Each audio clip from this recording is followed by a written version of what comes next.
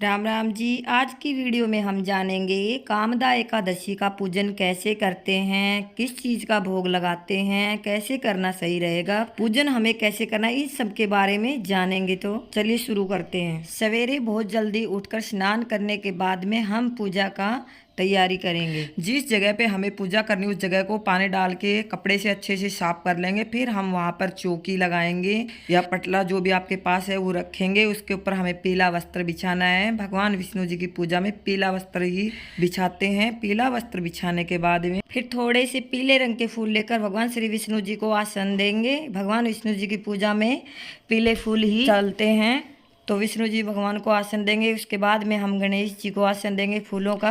गणेश जी का श्री विग्रह हो तो श्री विग्रह रख सकते हो, नहीं तो फिर आप सुपारी से गणेश जी बना सकते हैं या फिर मिट्टी से कलावा लपेट के उसको गणेश जी बना सकते हैं। फिर थोड़े से फूल डालकर लड्डू जी के लिए आसन बनाएंगे, उस पे लड्डू जी को बिठाएंगे। तांबे का लोटा भर के जल का रखेंगे। पुष्प जल में भिगोकर सबको भाव रूप से स्नान कराएंगे। उसके बाद सबको तिलक लगाएंगे। गणेश जी को तिलक लगाएंगे, भगवान श्री विष्णु जी को तिलक लगाएंगे, लड्डू जी को तिलक लगाएंगे, अपने पास पूजा में जो भी बैठे उन सबको तिलक लगाएंगे, जल के लोटे को तिलक लगाएंगे, अपने आप को भी तिलक लगाएंगे। फिर सबको पुष्प समर्पित करेंगे। भगवान श्री विष्णु जी को, गणेश जी को अगर हो सके तो लाल पुष्प समर्पित करना, उनको लाल पुष्प बहुत प्रिय हैं। भगवान लड्डू जी को भी पुष्प समर्पित कर दिया। अब फिर सबको वस्त्र रूप में कलावा सब भेंट करेंगे। गणेश जी को कलावा वस्त्र के रूप में देंगे, फिर भगवान श्री विष्णु जी को कलावा देंगे। लड्डू जी को मैंने पहले ही नहला धुला के वस्त्र पहना दिए हैं, इसलिए लड्डू को हम वस्त्र कलावा से नहीं देंगे। फिर हम भगवान जी को देसी घी का दीपक लगाएंगे। सबको तिल और चीनी से भोग लगा देंगे। उसके बाद में हम उनको फल समर्पित करेंगे। फिर गणेश जी को हम फल स्वरूप केला देंगे। फिर भगवान श्री विष्णु जी को फल समर्पित करेंगे। भगवान श्री विष्णु जी को तुलसी दल के साथ में फल समर्पित करें। गणेश जी को तुलसी दल नहीं चलता है। लड्डू जी को पंचामृत से और भगवान श्री विष्णु जी को सबको पंचामृत से भोग कराएंगे। भगवान श्री विष्णु जी को और श्री कृष्ण जी को पूजा में तुलसी दल जरूर समर्पित करें। फिर हम भगवान के सामने हाथ जोड़कर संकल्प करेंगे कि हे भगवान, मैं आपके निमित्त व्रत कर रहा हूँ या कर रही हूँ, आप मुझे अपना आशीर्वाद प्रदान करें और मेरी कामना को पूर्ण करें। जल के लोटे पर कलावा जरूर बांध दे, दीपक प्रज्वलित कर देंगे। एकादशी के व्रत का नियम हमें एक दिन पहले ही लेना चाहिए, क्योंकि एक दिन पहले ही हमें शुद्ध सात्विक खाना खाना चाहिए। एक दिन पहले ही एक समय खाना खाना चाहिए। फिर हम हाथ में थोड़े से तिल के दाने और पुष्प लेके एकादशी व्रत की कथा सुनेंगे। एकादशी व्रत के कहानी का वीडियो मैंने अपने चैनल पे डाल दिया है, वहां जाकर आप सुन लेना।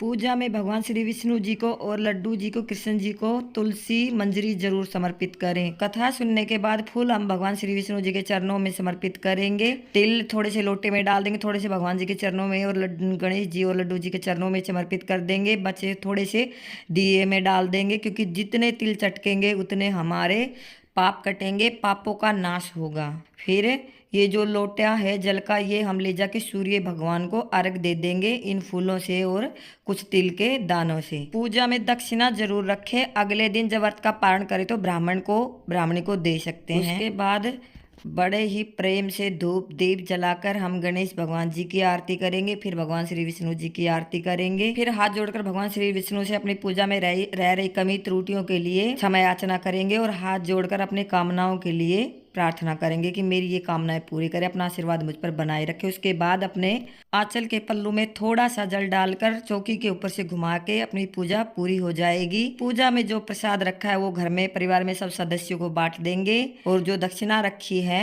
वो अगले दिन जब हम व्रत का पारण करेंगे तो पंडित जी को दे देंगे। उसके बाद में हम चाय पानी पी सकते हैं, फलाहार खा सकते हैं और शाम को भी हमें फलाहार ही खाना है, अनाज नहीं खाना है। और शाम को चौकी के ऊपर याद से दीपक जरूर जलाएं। एकादशी के दिन में भूलकर भी ना सोएं, रात को भी जागरण करें, भजन करें, ओम नमो भगवते वासुदेवाय नमः का जाप करते रहें। अगले दिन द्वादशी को हम व्रत का पारण करेंगे। तो आइए जानते हैं व्रत के पारण का शुभ मुहूर्त कब है। कामदा एकादशी से लड्डू गोपाल जी को फूल बंगला दिया जाता है, 40 दिन तक देते हैं। अगर आप चाहें तो कामदा एकादशी से लड्डू गोपाल जी को फूल बंगला भी दे सकते। ये भगवान की सेवा के प्रति प्रेम, समर्पण और सात्विक भाव का प्रतीक है।